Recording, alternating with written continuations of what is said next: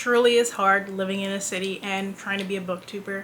I was trying to film this video and people were just playing their music loud as hell.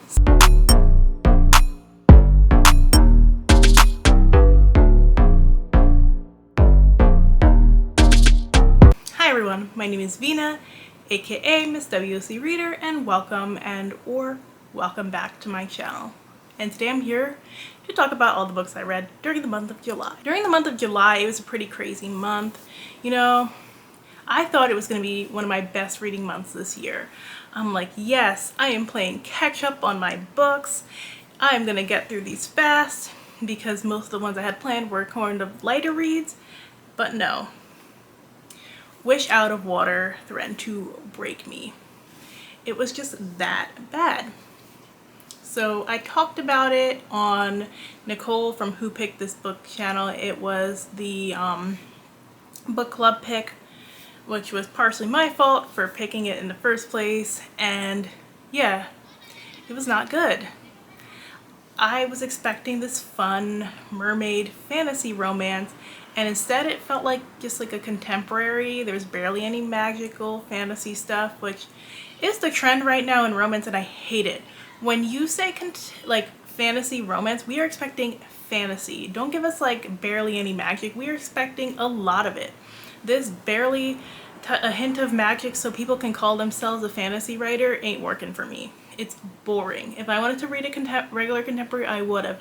And what's the point of adding all these powers if they don't complicate anything or add anything much to the story? Do better. So yeah, I'm kind of tired of talking about this book. If you want to hear my thoughts about it, just check out that live. I will also leave my review link below. But yeah, skip it. Pretty cover, bland story. Because that book put me in such a slumpy mood, the rest of the month was just like kind of a struggle bus for me.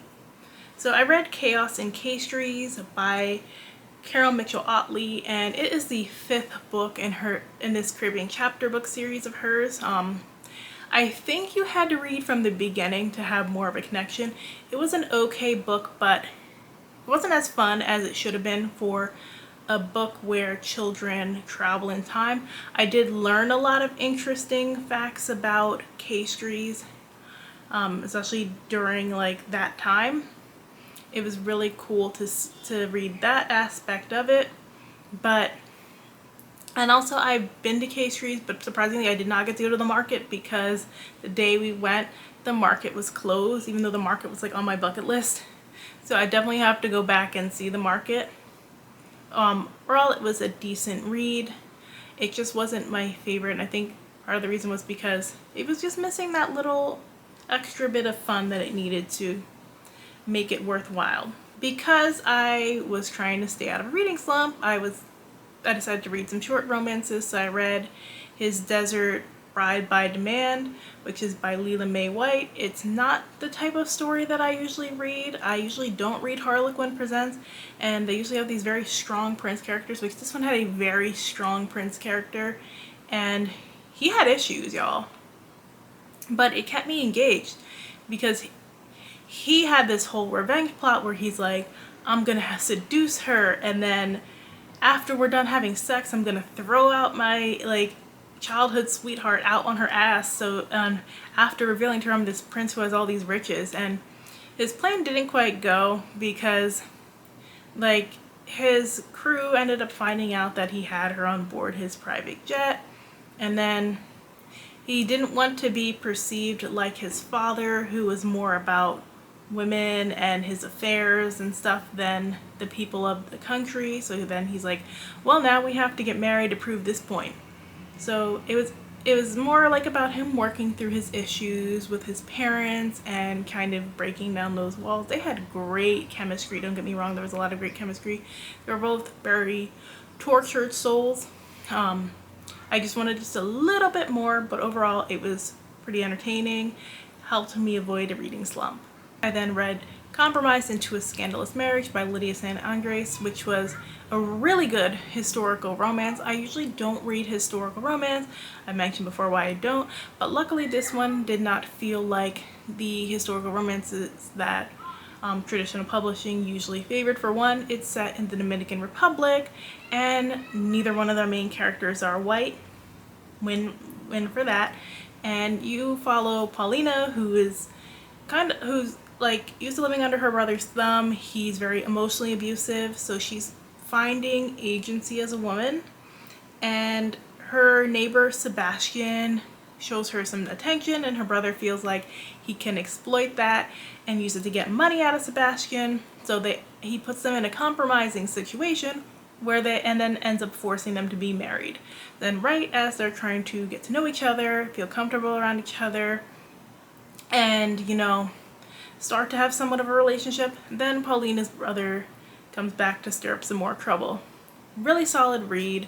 I will definitely be checking out more of this, and I like that Harlequin is stepping outside the normal traditional historical romances that are all like dukes and very European based, and doing some different things. I read The Sevenfold Hunters by Rose E. Gall. I do have a separate reading vlog for that, so I don't want to get into it too much. It does follow two girls who are both dealing with grief. Artemis lost her boyfriend Jared and found out that same day aliens do exist, and at the school he was going to, he was learning how to be an alien hunter. Abian is one of the alien hunting students from that school, and she's getting over losing Jared, who was a really good teammate, but she also has her own issues with the aliens that she is working through. So we're following these two through the story. I thought it was a pretty well done sci-fi. Most of the time with the YA sci-fi I've read, I find that a lot of authors lead way too heavy into romance and more fantasy than science, and this didn't do that, which I really appreciated. There were a lot of little things that I thought it did well, like a very unique take on aliens. I like that it had this mysterious boarding school, but it didn't like dark academia like flashing in your face, even though there was definitely some shady stuff going on at that school that it did touch on. It did feel like a very realistic private school compared to some of the other ones that I've read about recently in YA. And overall, I did enjoy the characters and the bond between the Sevenfold. I do want to see how this story further develops in the second book. As a palate cleanser, I read Granny's Kitchen by Sade Smith, which is just a great picture book about a little Jamaican girl learning to cook from her grandmother. Really fun.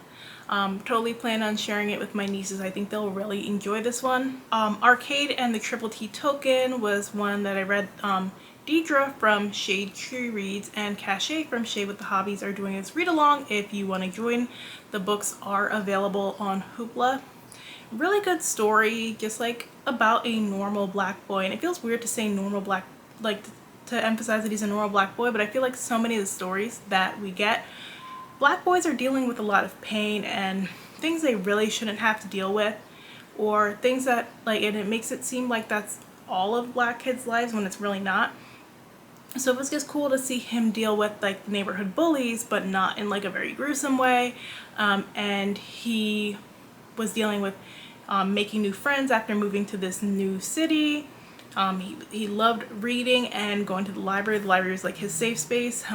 He had a good relationship with his family. There's really a great story about family, friendship, and faith. And I really do appreciate how Christianity was incorporated in this. It was very reminiscent of my childhood, and it didn't feel too heavy-handed. I then read Platinum Diaries, which is by K. August Rose, and Platinum Diaries I was intrigued by. I've spoken about it before. So one thing right off the bat I can say is, just like Legendborn, I could tell the author started writing this 10 years prior. Definitely felt very similar to the YA urban fantasies that were very popular at the time, had a lot of those same elements. So I think people who read Legendborn and really enjoyed it will enjoy it for that. Plus it doesn't have all that racism crap that Legendborn had, so it's a little bit easier to digest. I wasn't really a fan of the romance here. I found her love interest very weird. So it follows Sarah, who has these psychic dreams. All her dreams always come true, and she witnessed in her dream she sees a murder, but she's not sure who it is, so she's trying to figure out who it is. Sarah was kind of not like other girls, which I really didn't like. She doesn't wear makeup like other girls. She likes to work on cars, which other girls don't want to work on. She kind of annoyed me at times. Like some of the stuff, like I could get past because she was a teen girl, but it was a bit of a struggle. The not like other girls thing really, really bugged me.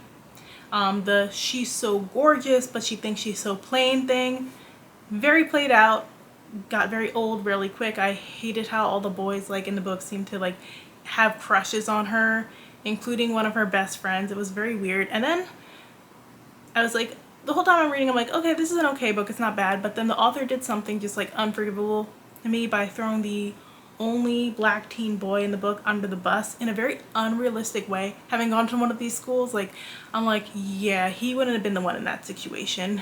And also it just felt kind of like anti-black because it was no need. He was barely on page, and then you're gonna do this at the end and then say he made all the black kids in the school look bad. That didn't work for me. So Platinum Diaries really wasn't what I wanted it to be. So to round out the month, I read A Girl's Guide to Love and Magic by Debbie Rigo. I've spoken about Debbie Rigo's books before on here. I appreciate that she does these really great contemporary stories featuring black girls who have great connections to their community, because sometimes when I read YA, I find that that community aspect is missing, even though the community was such a big part of my life, even like during those teen years. And I love how this is a story set at during the West Indian Day Parade. There's a great connection to the Caribbean community. This really felt like a love letter to Caribbean American girls. It did deal with, you know, feeling like you're disconnected from your heritage while you have this connection at the same time. The pride in your heritage, even if you don't get to visit the island every year like some people. And it dealt with voodoo, which is a very taboo topic. African-based spirituality in general is very taboo in the Caribbean, and it shows you the people who are very uncomfortable with it, but also the people who embrace it, which was also something fun. Overall, really solid story, great way to end out the month of July. So if you like this video, make sure and hit that like button. Thanks so much for watching, and I will check in with you guys soon. Bye now!